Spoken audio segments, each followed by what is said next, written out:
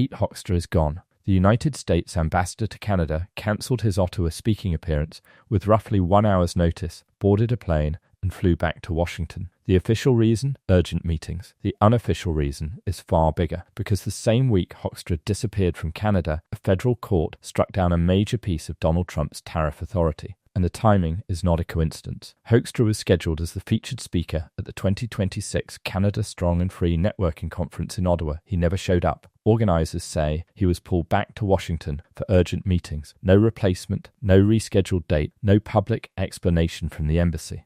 Ambassadors do not cancel high-profile speeches with 1 hour's notice unless something serious is moving in the background. And something is. The White House response? Silence. No statement, no counter-strategy, no press conference. Here is what the data shows. The ruling effects verify percentage of Trump's tariff authority, the same authority his administration has been using to pressure Canada throughout 2025 and into 2026.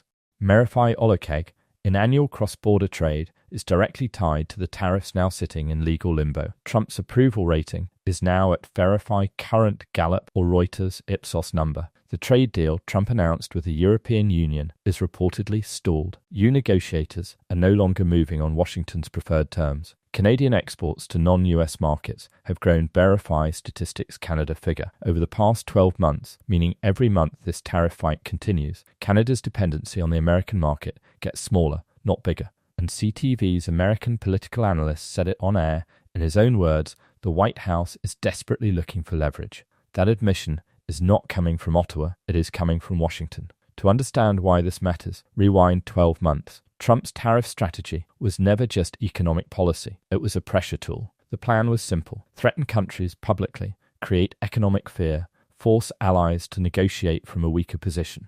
Hoekstra's job inside that strategy was specific. He was sent to Ottawa to deliver hardline messaging, frame Canada as the weaker partner, and prepare the ground for the 2026 CUSMA review. The plan assumed Canada would fold. It did not. Mark Carney refused to negotiate under tariff pressure. He internationalized the dispute. He accelerated Canada's export diversification. And he never gave Trump the satisfaction of a public confrontation. 12 months later, the leverage Hoekstra was sent to enforce no longer exists in the form Washington expected. This affects more than diplomats and headlines. For Canadian exporters in lumber, steel, aluminum, and auto parts, collapsing tariff authority means real relief for sectors that absorb direct hits over the past year. Verify SECA data from Global Affairs Canada. For American consumers, tariffs that get struck down do not refund automatically, but future pressure on housing costs, grocery prices, and auto prices begins to ease. For the Canadian dollar, currency markets responded to the court, ruling within hours of the decision being released. Wait for American leverage to expire on its own. The ambassador's plane is not carrying a diplomat, it is carrying a signal. But here is the part Ottawa is quietly preparing for. A cornered Trump does not retreat. He reaches for the tools he still has. Section 232, national security tariffs, executive orders on critical minerals, direct pressure on individual industries.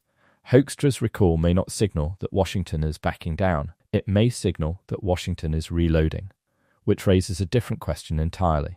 Trump is now navigating 3 crises at the same time. Legal, courts are stripping away the tariff authority that his entire strategy depends on. Diplomatic, allies are no longer automatically folding to American pressure. Political, his approval rating is sliding into territory that historically wipes out a president's party in the midterms.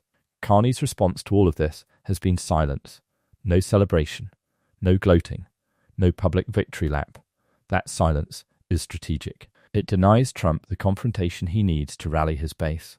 The deeper problem for Washington is not Canada, it is credibility. Once one major ally resists American coercion successfully and survives, every government that was previously afraid to push back is now recalculating.